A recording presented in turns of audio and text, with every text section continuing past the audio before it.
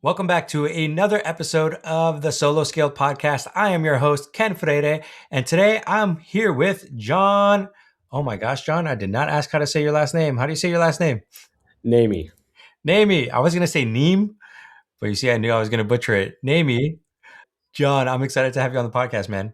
Thanks, Ken. I respond to just about anything. So it's great to be here today and really appreciate the invitation and what you're doing here and the chance to share a little bit more of the story. I love it. And we were just talking before the show, and I was really excited. You're like, out of all the guests that I have, there's probably like top 5 that I'm like super excited to talk to. You were on the top. I'm like, you're top 3, to be honest.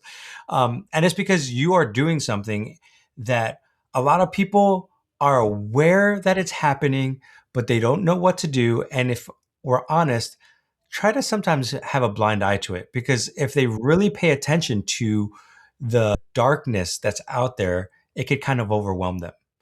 So today's podcast, while we're going to talk about business growth a little bit, we're going to kind of get into some deep stuff here at the beginning, because you are doing what I would call a purpose-driven business, and you're trying to do something that's going to impact so many lives when this thing grows. And you heard me say, I didn't say if it grows, when it grows, because I truly believe you're doing something amazing. So John, walk us through, what is it that you're doing? Thanks, Ken. I'm the president and CEO of a nonprofit organization called Allies Against Slavery. We are a purpose-driven entity, but so much of our work is grounded in a lot of the same types of challenges and realities that a lot of businesses go through. So even though we have that nonprofit status and wrapper, so much of our organizational reality, thinking about growth and serving our partners and customers and revenue and all those things are part of the organizational reality. But our mission at Allies is to use data to illuminate and ultimately eradicate human trafficking. We have a vision that one day every community in the country would have all the data that it needs to effectively combat this problem and hopefully move upstream. We want to get in front of it before it's happening, because we have a deep belief that no one should be a victim of trafficking, that people have inherent dignity and value. And I think what a lot of people don't realize, Ken, is just the sheer scale of the problem, right? It's a global issue, one of the most significant problems that society faces today. But it's not just something that happens to someone else somewhere else far away. It's something that also happens in the United States and in most communities that many of your listeners are probably sitting in and tuning in from today. So that's really where Allies comes into play. We realized pretty quickly that we could never solve a problem that we couldn't see or measure. Oftentimes people will say that human trafficking is a problem that's hidden in plain sight. So it's all around us, but seems to be invisible and is misunderstood, and a lot of misconceptions around it. And so what we try to do is bring data to this fight, build essentially the data infrastructure, the data layer that all of the other organizations need in order to do their work even better. So folks that are on the front lines with law enforcement, people that are doing direct service work, outreach to victims and survivors, people that are doing policy advocacy, leaders of government agencies that need to think about strategy and solutions and budgets and grants. All of those folks that are in this ecosystem trying to solve this gnarly, complex problem need better data to be more effective in their work. And that's really where we come into play with Allies. John, I want to highlight what you said, that it's a global problem, but it hits us locally so much and we realize it. I don't know if you saw it, but Tim Tebow was on a show recently and he showed how much child sex trafficking was happening in New York City. Mm. And it was like, I mean, it brought tears to my eyes because I was born and raised in New York City. And he was just like, these are all of the predators out there. And everybody's like, why are we not doing anything about this? And it's like, most people don't know or don't have that data. Yeah. And that's where you kind of come in and you're like saying, hey, let's bring that data alive. I love what Tim is doing to make this issue proximate, to really bring it to people's front door. And I do think that's where it's hard for folks to grapple with the reality, to face the darkness. It's a heavy topic. You're looking evil in the face. But if we don't, that's where essentially evil is allowed to thrive. I think it's one of those truths where in order to sanitize, in order to bring light, we have to bring it out of the darkness. We have to shine a light on it. And so that's only going to happen if people are aware of it.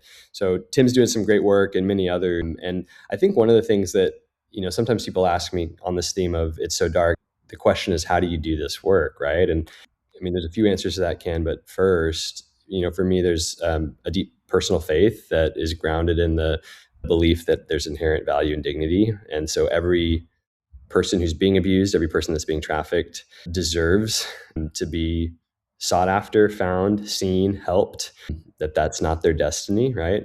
And then also that I think I know the end of the story, that there's hope at the end of the story, there's light at the end of the tunnel.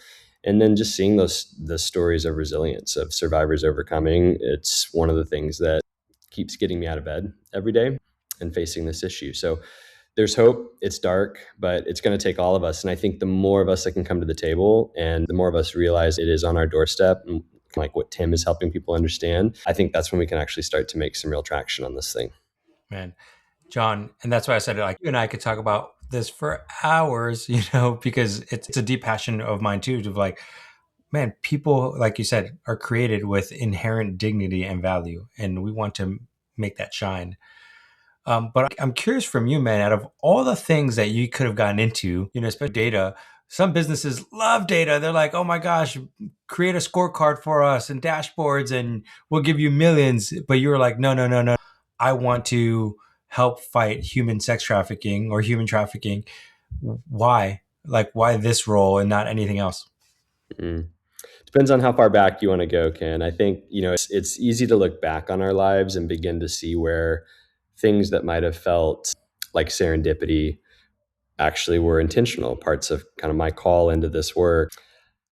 I grew up with a strong sense of justice, and I attribute a lot of that to my mom and dad, especially my mom. Some of that is just the way I'm wired. So I think even from an early age, the sense of there's a way the world ought to be, and human trafficking is not a part of the way the world ought to be. But I think a step beyond that, my family has walked through an experience of sexual violence, not an experience of trafficking, but sexual violence hit close to home. And I think I didn't realize it at the time, but walking through that with this family member for me was like on the job training at being an ally with somebody, being a friend with and family with, and loving someone who had experienced sexual violence, trying to figure out how to do that well, feeling quite frankly like I didn't have the right resources and support to do that well, but sort of stumbling through it and ultimately learning how to sit with, grieve with, walk with, love somebody who had experienced that and come out the other side of that. So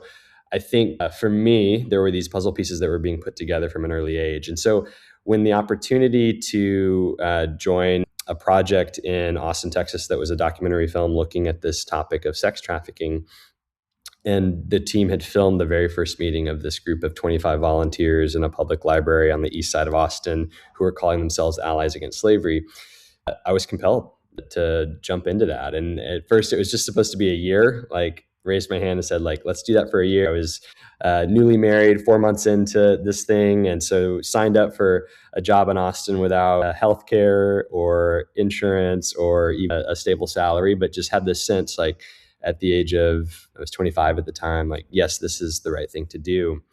And my role was to connect the story we were trying to tell to the on the ground reality and make sure that we were helping people learn how to take action.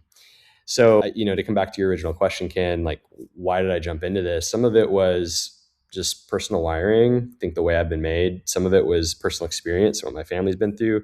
And then some of it was what I light up around is building teams and gathering people around vision for what should be and what can be in the world, and casting vision, and then helping us kind of like think through, how do we get there? How do we build that kind of world where more people can flourish? And so this opportunity to connect those dots, it sort of all came together, and feel incredibly blessed to get to work on something that hits close to home, that's a personal passion, but is also intellectually and strategically stimulating on so many levels. It's a complex challenge to try to solve for. Human trafficking is deeply entrenched in so many of our realities of our culture. Business is a contributor. There's economic factors of supply and demand. And so how do we solve this problem? It's a complex problem, but one that's also deeply intellectually stimulating as well. Requires you bringing a lot of different kinds of people to the table. So my skills and giftings aligned well with jumping into that. And then, we didn't have the sophisticated view that data was going to be the mission when Allies was first formed. As I mentioned, it was 25 volunteers meeting in a public library. I was part of the co-founding team that helped establish the 501c3 in 2014. And to bridge to what we do today, Ken, I think what was true for me then was that I was banging my head against the wall with the inability to answer the question, are we getting any closer? I couldn't answer that for our funders or for survivors or partners with any kind of integrity because we didn't have the data to answer that question. And so that set us on this journey, initially a 2-year study with the University of Texas that found that on any given day, about 79,000 children and youth in the state of Texas would raise their hand and say, I'm a victim of some form of sex trafficking, costing the state 6.6 billion. And at the same time, we found that on any given day, about 234,000 adults are victims of some form of labor trafficking in the state of Texas. So just this massive number, right, that exceeded even our expectations of what we would find. Many, many more people being exploited than we thought, fewer being helped, identified, connected to care than we hoped. And so that was where we realized we had to focus. Like, we have to get more data, bring more data to the table, and we have to focus on delivering tools that help identify victims and help people better serve them. Yeah. Well, for those who are listening to this, you use two terms, and I don't want them to get lost in it. You talked about human trafficking and then labor trafficking. What's the difference between those? So human trafficking is the umbrella term. That's what we have, a Trafficking Victims Protection Act at the federal level. That's the legislation that legally outlines what this crime type looks like, right? We've had human trafficking for hundreds of years, right? We've had people forced into prostitution for thousands of years. But the TVPA is what brings the modern definition, human trafficking, into play. And it further breaks down into sex trafficking and labor trafficking. So those are the two subtypes of human trafficking. You also have organ trafficking and some other subtypes of trafficking, but the two predominant types are sex trafficking and labor trafficking. And the difference being, what's the purpose of the trafficking? Is the purpose exploitation for sex, a commercial sex act, or is the purpose exploitation of, and that gets into things like exploitation on farms in agricultural industry, or modern day sweatshops, right, in our big urban centers, or can look like folks that are part of housekeeping or groundskeeping crews within the hospitality industry, right? So you name any major industry in the US, and we probably have some form of sex trafficking or labor trafficking that's the dark underbelly of that industry. So that's the distinction. Both count as human trafficking. Some folks focus more on sex trafficking, some focus more on labor trafficking. Sometimes there's instances where both are connected as part of the same case. Yeah. So for the people who listen to this, they're like, and we promise we'll talk about business here in a minute, guys, right? But I want to shed light on this for a reason. You mentioned a lot of things where it's like, hey, you became an ally. You started to help them. You started to help them process this stuff. There are some expert-led business owners here who are coaches, and this stuff might come up in their conversations, or they may see things where, like, and they might be a consultant, and they may see things in businesses where there might be some labor trafficking happening. How do they, one, support the victim, and two, how do they bring attention for the most viable way for success to occur? Mm, I love that question. I think there's so many things we could get into here. So to focus it, I would say a couple of things. One, there are some amazing resources that we can link to around businesses who are engaged to stop trafficking. One is called BEST. There are many, many resources that have come to bear that are helping companies think about supply chain transparency, or how to ensure their values are sustained through contractor relationships, sort of all the policies and procedures. So there's some practical things that business owners can do very specifically.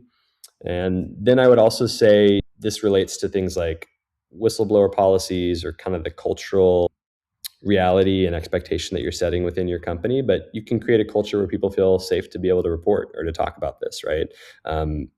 if there might be cases of sexual harassment or other things like that that might be happening. Like, those are ways that that reporting system and structure needs to be really clear and in place.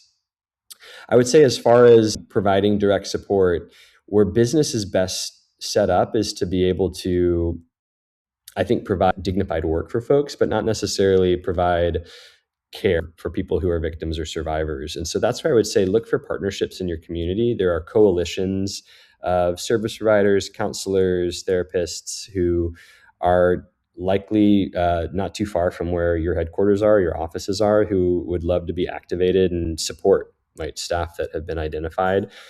There's a national human trafficking hotline that we can post and link to as well that folks can call. And then, of course, if it's an emergency situation, you think there's an active case of trafficking, I would engage law enforcement and get law enforcement involved pretty quick. Large metro areas have dedicated human trafficking units that would respond to these kinds of cases. But I think that what folks are realizing is, like, this is not good for business. Even if there's short-term savings to exploit people, long-term, it's not good for business. It's not values aligned. It's also undermining healthy competitive marketplace, right?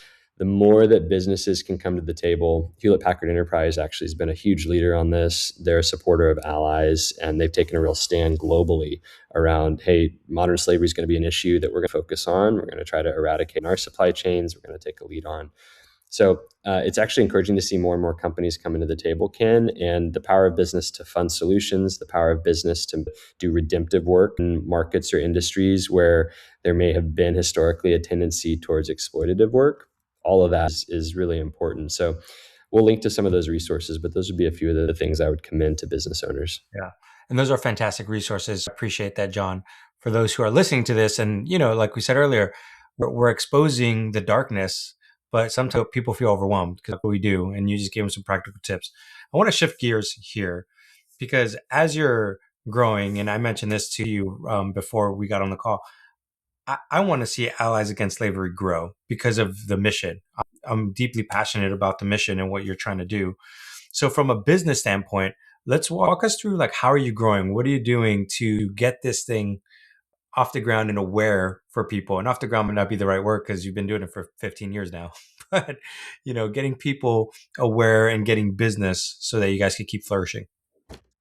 Yeah, 15-year-old startup, right? That's the joke. I think, Ken, what's so interesting is we have been on a journey, I would say, especially the last 5 years, in which we have realized doing things the way we've done things are not going to get us to the next level. And we've been in now, especially I would say the last 2 years, a very concentrated season of more deeply understanding what it's going to take to scale our solution. So I'll step back and talk a little bit practically about what we do and then relate it back to how we're thinking about growth.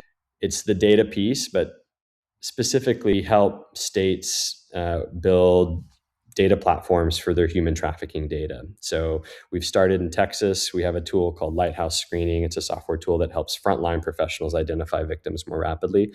And then we have an aggregate platform called Lighthouse Data that the governor's office in Texas, attorney general's office, and other state agencies, state leaders can use to see multiple sources of data in one place. Think of it like a business intelligence dashboard related to trafficking for leaders who are set up to combat trafficking. So we've done that in Texas now for 7 years, going on 8. We expanded that model into Louisiana about 6 years ago. And then most recently, we've expanded that model into Florida. So we partner in Louisiana with the governor's office there. And then Florida, it's with the University of South Florida. So first of all, just from a logistical standpoint, we realized pretty quick, like, we can't grow at the rate of one state a year for the next 47 years, or I'm going to be an old man or gone, right? So it was like, okay, how do we replicate ourselves without building a custom platform for every state? And so there was a list of sort of technical questions that we had to walk through, and an innovation in our processes there, and really an investment we needed to make in our architecture and infrastructure to be able to basically turn the switch on for the next state much more quickly. So there's a whole technical component of this. I would venture to say, in some ways, technical challenges that we faced have been the easiest. The hardest challenge in other ways have been the human challenges, right? It's hard to scale trust, building relationships in new markets with new state governments. Like, Those take time. Some of those conversations have been 2+ years in the making. Internally, even my own growth that's been needed as a leader to move from leading 2 people to leading 12, to then having to go through a season where we lost some funding and faced, a stressful year, especially in 2025 financially, and had to work through that team shrinking, right? Letting people go, and the reality and hardship of that, and the challenge of carrying the weight of that when you're a small team, and then to stabilize and to kind of build back up. So I think in many ways, we still feel like we are in the middle of that process. And I don't have all the answers. In fact, I feel like I learn often mostly through some of the trial and error, right? But I do think some of what has been helpful for us is recognizing that scale is really about repeatability. And so we've had to build better systems that allow us to have visibility into our daily and weekly work and repeatability. So, what are we accountable for on our teams? What are we working towards? Are we checking in around that and accountable to that? And then also working on the revenue model side. So, as a nonprofit, we raise money from individuals, donors, foundations, corporations. But then we also have an earned revenue component where states are paying us for the data platform. And so we're constantly kind of working on like, what's that revenue mix, on like, how do we keep mission front and center, but also sustain that? So those are some of the major questions, and we can dig into any of that more. Yeah.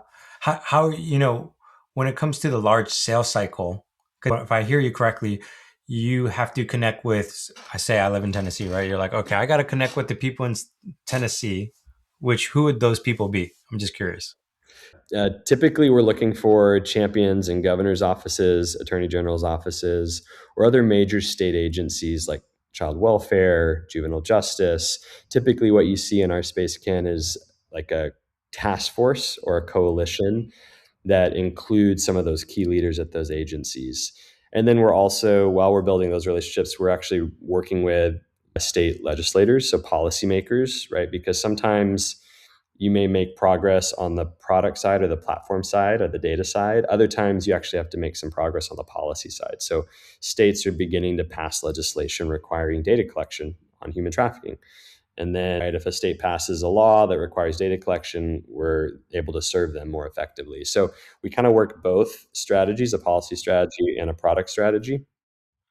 And then typically funding comes through state grants, or right, you're looking at line items in state budgets. And so there's pulling in contracting and legal, and yeah, government is already kind of a slower sales cycle. And then when you have all of these other stakeholders that need to be engaged for the success of the project long term, it just takes time. So 12 to 18 month cycles are sort of on like the low end. And some of those conversations have been up to 24 months.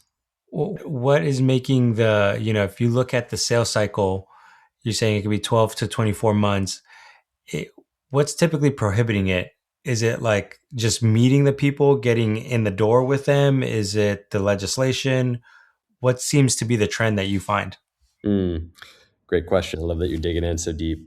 What we have found typically comes down to objections around systems change. So getting multiple stakeholders aligned and involved, right? So you might have one champion who's excited. They might sit within the governor's office or the attorney general's office or coordinating council. But typically, they're going to want to move forward by building buy-in. So they're going to pull in the head of a child welfare agency in the state, or the head of the juvenile justice agency for the state, or the head of licensing regulation for a state. And so sometimes that just is the practicalities of aligning schedules. Other times there might be different agendas or goals that those stakeholders have. So some really prioritize data. Some others might say, well, we've got these other two solutions in play, strategies in play, data, like not a short-term priority, right? It's a long-term priority, not a short-term priority.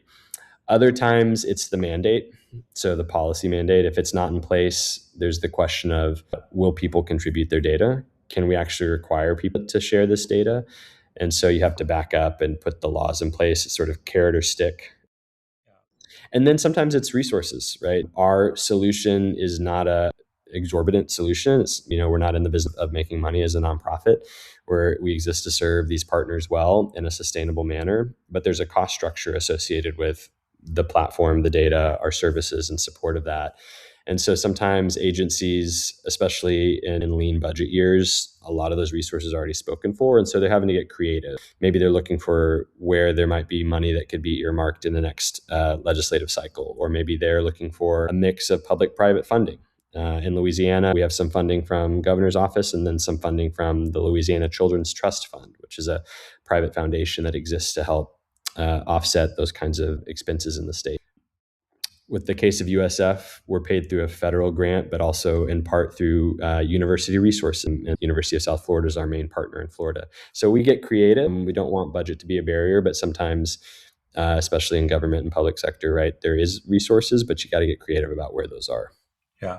So you got a lot of creativity going on in trying to get quote unquote the client, but like your customer base for your stuff. But you mentioned something that I find fascinating because it sounds like two massive hills to climb. The first one is the product climb, right? Like getting the product in the door, but then it's the policy. Like, you might have to be advocates for a certain policy, pushing policies. How do you manage that? Like those two massive hills in a business? Mm.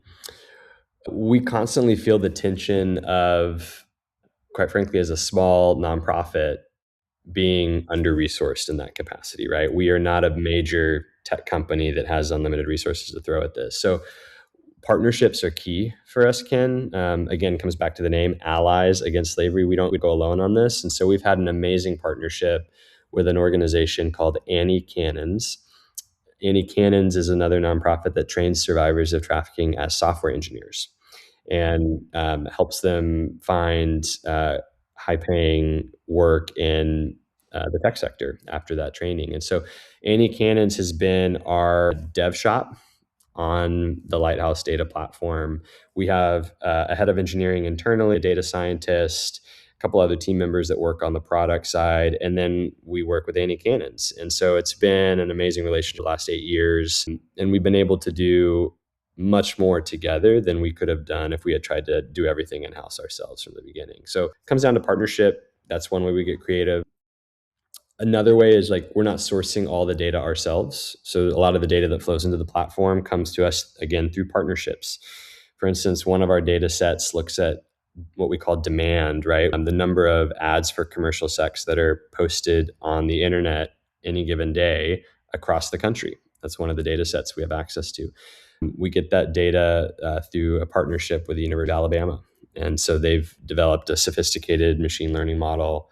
They're able to pull down that data from the internet and they share that. And your listeners might be shocked to know we've got nearly 6 million ads for commercial sex across the country on a quarterly basis right now. So it's a lot of people that are a lot of ads for sex that are being posted online, which tells us sort of a proxy for how many people are going online to buy, right? Now, not all of those ads represent an instance of human trafficking, right? But it gives us a sense of like what's the volume of activity around commercial sex in the country just through that one channel. We get that data though, as I mentioned, we're not building all the capacity to try to mine that data, bring it in-house. We work with a partner to do that. So we get creative on the product side. Even then, part of our roadmap, when we think about the investments we're making over the next several months, it's in more capacity around the data and the product. We want to reduce time to insights. We want to build new features. We want to get more value into the hands of our partners. And to do all that, we have to make continued investments there. So that's the product side. And then the policy side comes back to partnerships. Typically, what you'll find is in state houses, like take Tennessee, for instance, Representative Mary Littleton, a huge champion in the state. And so you'll find champions that want to carry trafficking legislation each session. And we've worked with other states to develop model legislation. And so we can basically hand over that language and help a state quick start their own human trafficking data bill, right? And hand off some language, say, customize this for Tennessee. And then that state coalition, local champions, stakeholders rally around that. And we're just empowering and supporting them. I don't have to have a huge on the ground footprint in that state to make that happen. So partnerships are a big part of it. We run lean. And then I have a chief impact officer who heads our policy work, and then a head of engineering that heads our product work. Yeah. What are you doing to get like the word out there from a marketing perspective? Maybe you don't use the word marketing, you use the word communications, you know? Yeah, we have a go-to-market strategy. We have marketing work. My wife still jokes that even 15 years in, we're still one of the best kept secrets out there. And she's like, "You gotta up the marketing game." And I think, Ken, especially when resources are tight, you look at like what is going to keep the mission focused and delivering, for our partners that we have to keep delivering for. How do we have to keep showing up for victims and survivors and our data users? And marketing is one of the ones that sometimes gets pushed down the list, right? I think AI is changing a lot of that though, with how quickly we can turn around high quality content and get it out to more people. But we think about marketing in a couple ways. There's product marketing. So how do we help tell our kind of core partners or customers at the state level about the product and the value there and the value proposition and make the case? And a lot of that would be maybe what would be considered account based marketing. It's high touch. I'm the lead there along with my head of growth who's kind of leading our go to market. And the two of us are building relationships with state leaders because even at the end of the day, it comes down to a lot of personal trust. And then we have sort of a marketing arm that does more of your traditional nonprofit marketing that's like, hey, donors, here's impact stories. Here's what we've accomplished. Here's why data matters, and helping to sort of connect the dots for folks there.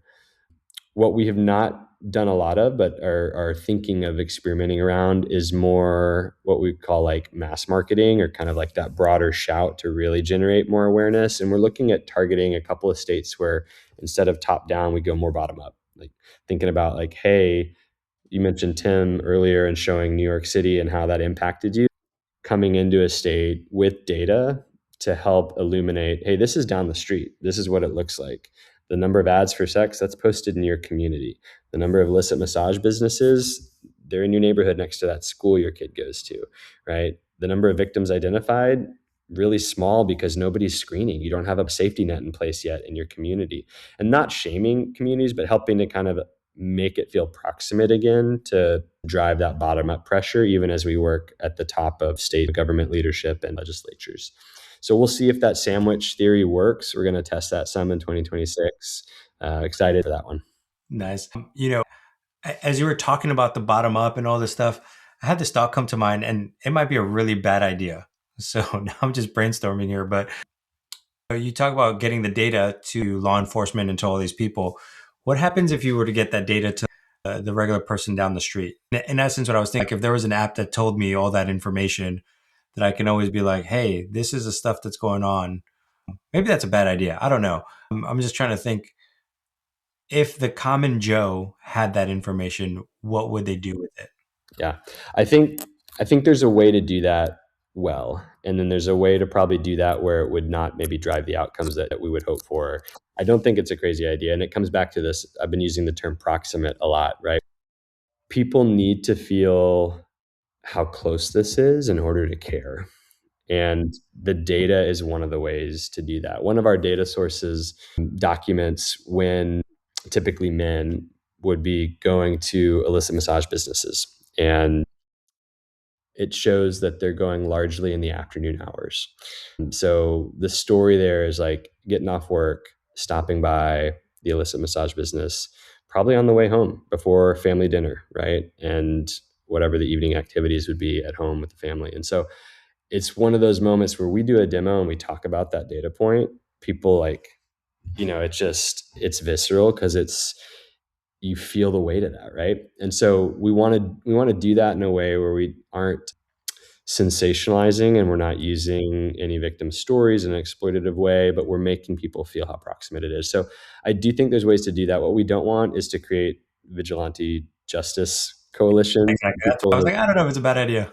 yeah, because that ultimately needs to be handled by law enforcement, the professionals, because if the outcomes, number one, it could be dangerous for individuals. Number two, also, you want the outcomes of those cases to result in a successful prosecution and closure of that trafficking ring, arrest of the trafficker, care for the victim and survivor. And so that has to be handled in a pretty careful and sensitive way. So I think there's a way to strike the mix where people feel the reality, but perhaps you're not delivering like the address of that IMB, right? Yeah. You're giving it more in general terms like, hey, in our city, right, we've got 25, 30 IMBs. Here's typically what happens. And then kind of opening people's eyes to the broader situation. Yeah. So from a business standpoint, it sounds like you got several revenue streams, and you right now the thing that you're thinking through is how do I collapse that the length of the cycle, and how do I bring more people? And a lot of it is through partnerships. That's Yes. been your go-to, seeing that grow. If you could wave a magic wand, I'd be curious, what would be the business move that you would make that you're like, this would help allies grow tremendously? Mm. Can I pick two things? Sure. Can I wave the magic wand at two things? Yeah. One of the things that we're working on is an effort right now at the national level, the federal level. It's called the National Human Trafficking Database Act. It's been introduced Senator Blackburn and Senator Klobuchar. And functionally, what it suggests is we need to, at a national level, what we've been doing at a state level.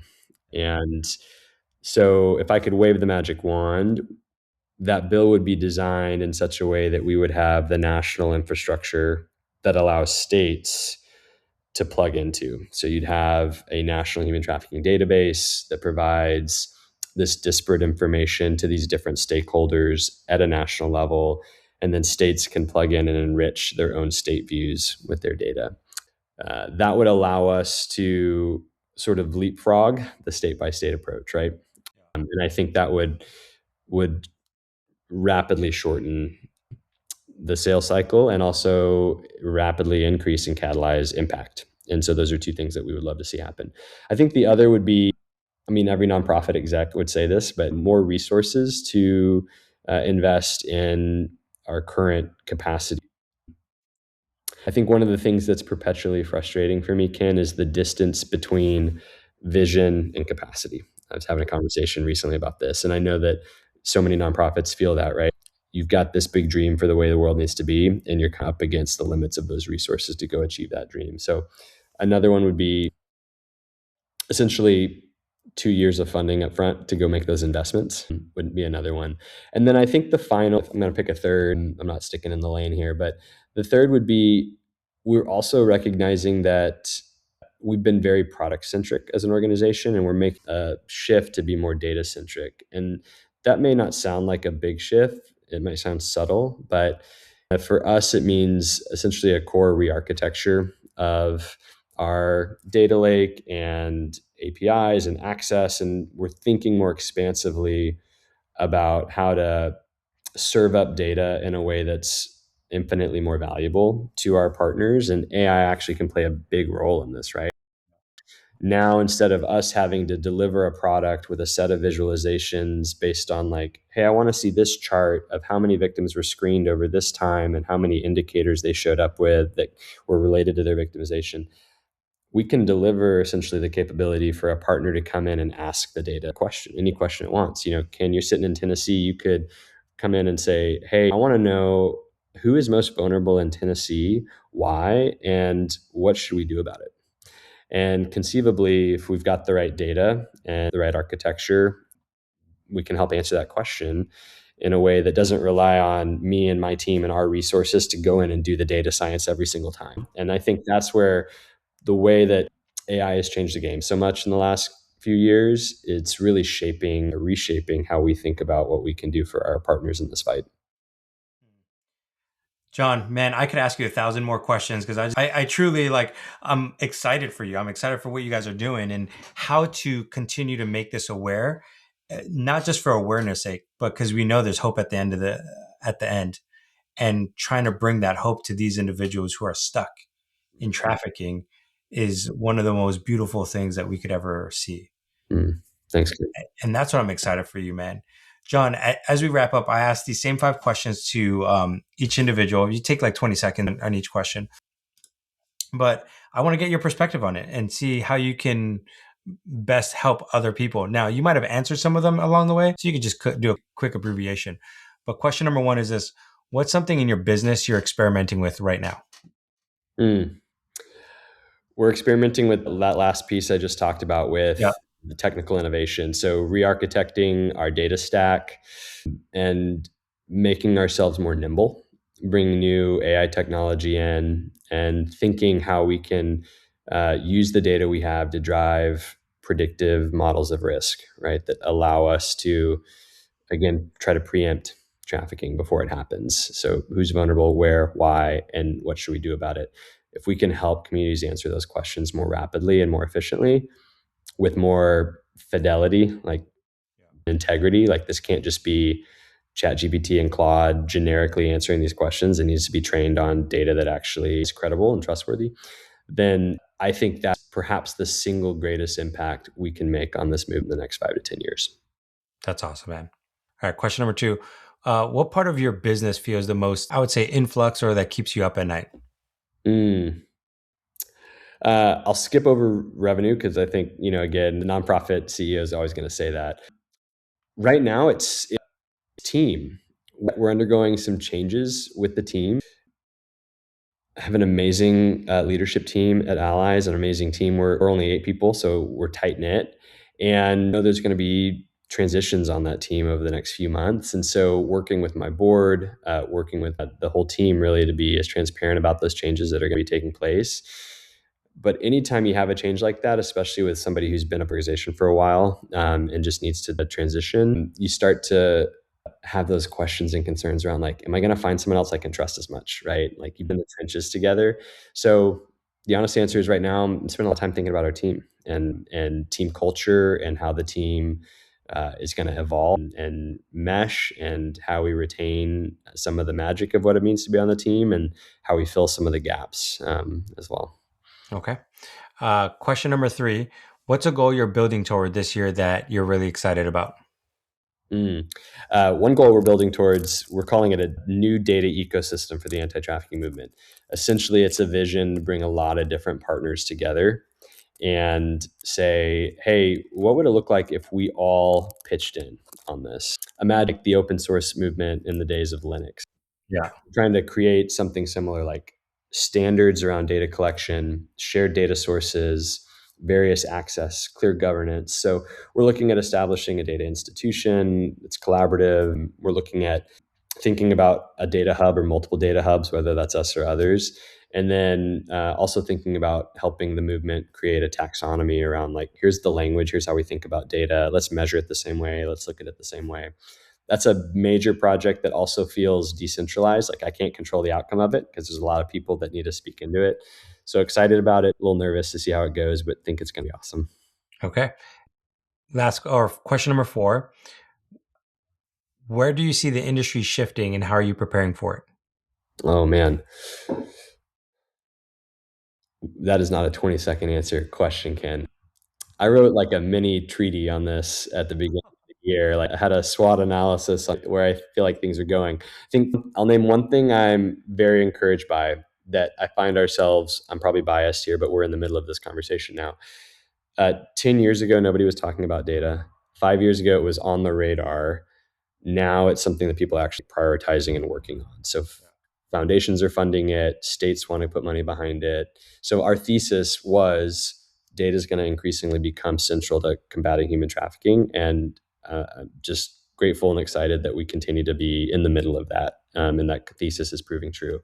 Where we need a lot more work is prevention. So there's a 5 piece framework or 4 piece framework that the anti-trafficking movement uses: prevention, protection, prosecution, and then we add a policy and partnerships P as well to that. And predictably, a lot of the focus has been on enforcement, protection, and prosecution, right? Like law enforcement, intervention, trying to identify victims, prosecuting cases. We've done very little around prevention work. And we've got a generation that's being formed, or I should say malformed online right now. Like they're getting more of their education about relationships on Roblox than they are in church or at school or in their families. And so I see kind of the perfect storm coming of a future generation that's been trained to devalue relationships, that's been trained to expect exploitation instead of flourishing and honoring people, that's been taught what sex ed looks like from pornography. And if we don't do more now, whether it's trafficking specific or not, to reach that generation, I think we're in for huge trouble down the road. We can't expect our digital spaces, our digital realities to be more ethical than our lived reality here. And so right now, those digital spaces are ripe for exploitation. Yeah, they're the wild, wild west, man. It's so sad to watch. Mm-hmm. Okay, last question. What's the legacy you want to leave behind? Oh, man. Love that question. There's a personal legacy and a professional legacy. And I think less about legacy specifically, and I think a lot about faithfulness. It's hard to measure success in our line of work. And so my hope is that allies will have left the world a little brighter, a little safer, will have given victims and survivors a second chance at freedom and flourishing. And personally, my hope is that I've left people more hopeful and that there's a sense that I have shown up to serve. And I can't control the outcomes. I'm less worried about the number of wins and losses on the board and more worried about just showing up and being faithful to that call and not giving up in the fight. So I think those are some of the pieces of what I might call legacy and my hope for where this goes. Yeah. John, thank you so much for being on the podcast, and thank you for all that you're doing. For those who want to connect more with allies and with you, what's the best way to get in contact with you? Yeah, our website's the best place to land first. So alliesagainstslavery.org. And then they can reach out there, learn more about the work, and I'm happy to connect with anybody on top of that as well. But that's the best place to start.